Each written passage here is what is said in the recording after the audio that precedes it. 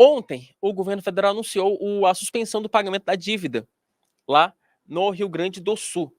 Tá? De acordo com o ministro da Fazenda, Fernando Haddad, vai ser enviado, né, ao Congresso Nacional, já foi enviado, na verdade, foi enviado ontem à noite, um projeto de lei complementar para suspender o pagamento da dívida lá do Rio Grande do Sul por um período de 3 anos. Isso vai gerar uma folga financeira na casa dos 11 bilhões de reais. O problema é que os prejuízos devem ultrapassar os 20 bilhões de reais. É como eu falei agora há pouco. A gente só vai ter uma dimensão exata do prejuízo, né, da real dimensão do que vai ser necessário para você gastar, para você conseguir reconstruir o Rio Grande do Sul, depois que nós tivermos aí a diminuição do nível dos rios Guaíba e Taquari. Tá? Hoje, inclusive, o governador gaúcho, o Eduardo Leite, vai se encontrar com o Lula, vai conversar com o Lula ali por videoconferência para que eles discutam outras medidas de apoio ao Rio Grande do Sul. E o fato é que, diante dessa situação, uma situação de tal gravidade, vários parlamentares apresentaram vários projetos. E tem um projeto interessante que é do Alessandro Vieira, em que ele quer estabelecer uma lei para que, em casos de tragédias desse tipo, o governo federal já garanta um auxílio emergencial para as pessoas que foram vítimas. Então isso, de certa forma, já garante um alívio, sem ficar dependendo ali de uma burocracia do governo federal ou de uma boa vontade do Poder Executivo. O Alessandro Vieira conversou comigo sobre esse projeto na semana passada. Eu confesso que eu ainda não tive a oportunidade de exibir essa entrevista, mas vamos aproveitar para falar um pouco sobre esse projeto no meio-dia em Brasília desta terça-feira. Matheus, solta a entrevista, por gentileza.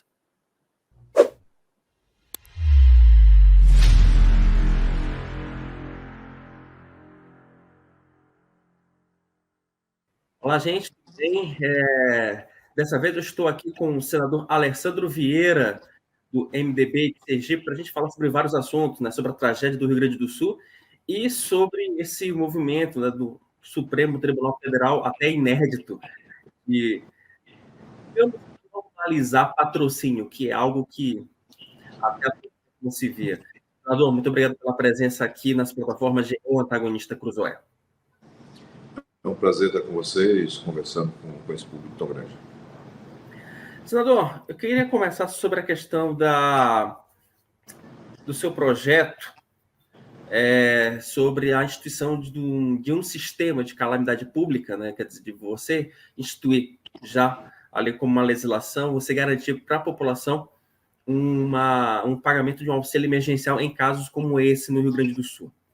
Né? É uma tragédia de proporções nunca antes vistas, mas que ela demanda, de fato, uma agilidade do poder público na resposta. E a gente sabe que o poder público, pelas questões burocráticas, ele acaba não sendo tão efetivo para dar essa resposta. E a sua proposta, o projeto de lei 1580, ele, de certa forma, ele já garante em lei pelo menos um auxílio, que é um auxílio emergencial para as vítimas. Eu queria que você explicasse um pouco para a gente qual é a intenção desse projeto e como é que ele poderia ser, de fato, útil em uma situação como essa. A gente tem um aprendizado com a crise causada pela pandemia da Covid, né? Daquilo que foi utilizado e funcionou, aquilo que não funcionou tão bem, para proteger as pessoas nesse momento de crise. Então, é muito claro que nós precisamos de um regime fiscal extraordinário para poder fazer esse repasse, essas contratações com a velocidade necessária, né? Para quem nos acompanha, em regra, o poder público, para criar uma despesa, tem que ter uma receita, uma compensação, para poder não desorganizar as contas. Mas quando você está no estado de calamidade, a gente literalmente abre a possibilidade de ter essas contratações, esses gastos todos realizados, sem limitadores, para que você possa dar pleno atendimento às pessoas e a reconstrução, no caso, do estado do Rio Grande do Sul. Isso não se confunde com bagunça, com irresponsabilidade fiscal. É apenas você remover as travas burocráticas, tudo tem que ser computado, contabilizado de forma isolada, para que depois você passe um pente fino nisso tudo. mas atendendo a urgência e a emergência instantaneamente. E, ao mesmo tempo, o aprendizado da pandemia nos traz a questão do auxílio emergencial. Hoje, no Rio Grande do Sul, praticamente toda a atividade econômica está paralisada. Naqueles municípios que tiveram prejuízos mais severos, alguns totalmente destruídos, as pessoas não terão renda.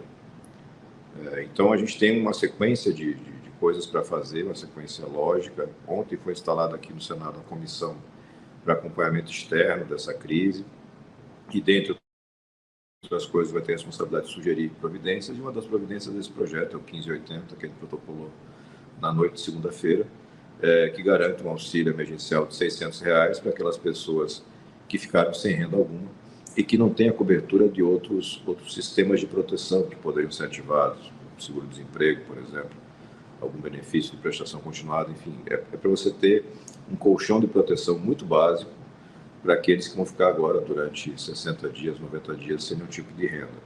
A gente espera que o governo tenha a sensibilidade de entender a gravidade da situação e o respeito à experiência que o Congresso tem no tratamento com esse tipo de situação para encaminhar soluções. Inclusive, propôs uma PEC para agilizar, né, o repasse de recursos lá para o Rio Grande do Sul, né, mas o governo acabou encaminhando o PDL, né, projeto de decreto legislativo, para a Câmara, que também foi aprovado pelo Senado. A gente conversava aqui nos bastidores antes da entrevista, né, que, na sua visão, o governo federal deu uma sinalização de que não confia tanto no Congresso, né, porque você poderia, pela PEC, incluir o Jabuti, né, Jabuti, para quem não lembra, aqueles trechos, né, aquele trecho de texto que não tem nada a ver com o teor original do projeto de lei, PEC, enfim, ou qualquer tipo de instrumento legislativo. Só acredita que, de fato, né, houve essa visão do governo federal de que não daria para empoderar mais uma vez o Congresso em um projeto, em uma situação como essa de calamidade pública, senador? É mais ou menos isso. Você tem uma clareza técnica muito grande de que a PEC é o caminho adequado. Você vê que as próprias visitas que estiveram lá, com a presença do ministro Fachin, dentre outros, todos mencionaram, o presidente do Senado mencionou a necessidade de um orçamento emergencial na mesma linha do que tivemos no orçamento de guerra na pandemia. Essa relação executivo e Congresso, ela tem que encontrar um ponto de equilíbrio que hoje não está posto, na medida em que você tem uma desconfiança mútua e uma cobrança que me parece equivocada. Ter preocupação com o eventual Jabuti no momento de uma crise que tirou de casa quase 300 mil famílias do Rio Grande do Sul, destruiu mais de 300 municípios. Ao mesmo tempo que você manda para o Congresso para votação um Jabuti de 15 bilhões de reais enfiado no projeto do novo DPVAT, me parece uma coisa hipócrita, né? Para usar uma palavra leve, uma expressão leve. Não faz sentido. O que a gente tem que ter é clareza e, no final das contas, todos nós teremos as responsabilidades apuradas. Eu não consigo imaginar que num cenário desse de destruição, numa PEC, você vai ter inserção de mecanismos estranhos ou equivocados. Até porque, por se tratar de PEC, você tem um controle maior. O texto a ser promulgado, ele tem que ser consensual das duas casas. E esse comando fica na mão, muito fortemente na mão do presidente do Congresso, que é o senador Rodrigo Pacheco, aliado do governo. Então, acho que existe um erro de interpretação, mas eu repito aqui, enfim, com vocês, o que eu falei na reunião com o governo. O foco agora é atender as pessoas. O PDL vai permitir um determinado atendimento, mas eu tenho absoluta convicção de que outras medidas serão necessárias, ele será insuficiente.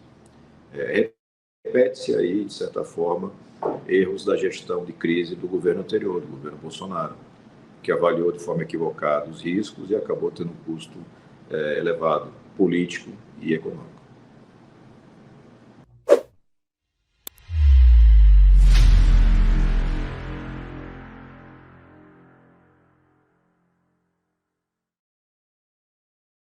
Por essa entrevista, você consegue conferir na íntegra aqui nos canais digitais de O Antagonista, tá bom?